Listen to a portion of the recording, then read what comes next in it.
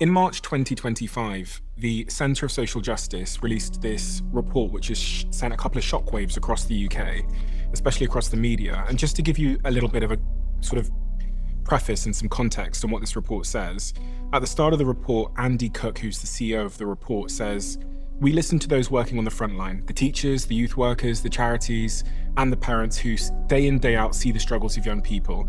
And in recent years, they've been telling us the same thing. Something is going on with our boys." And because of this, they wrote this report called The Lost Boys, which looks at all of the different facets of why young men are struggling. And in this report, they say boys are struggling in education, they're more likely to take their own lives, they're finding it more difficult to find stable work, and far too often they're caught in crime. The numbers don't lie, something has shifted and we cannot ignore it any longer. It's not just about Andrew Tate or online influencers, these are symptoms, not the cause.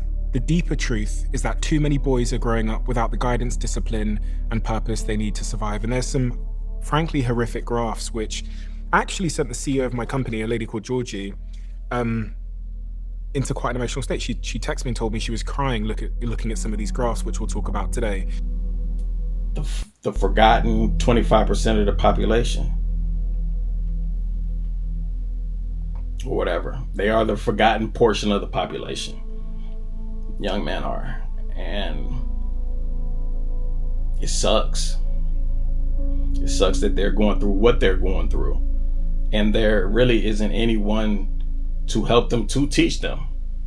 So after watching a podcast, it hit home. Two of my friends last year in 2024, two of my friends, their sons unalived themselves, 15 and 19. And it's sad. And so this podcast basically confirmed that there is a problem. There is a problem. I see it and I know that it is a problem. I even fall into the category with some of this. You know, I'm 43. I'm by myself. It's just me. I don't have any kids. I offset it. I've made my life awesome, you know, as of late with, you know, being out of the country for several months at a time throughout the year and exploring. And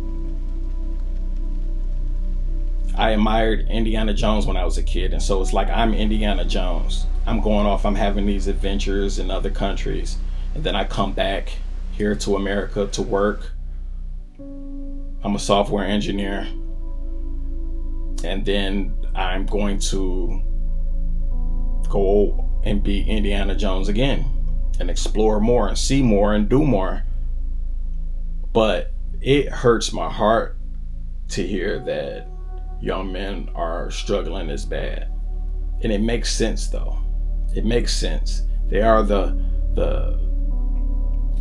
young men are just kind of getting lost in the pile.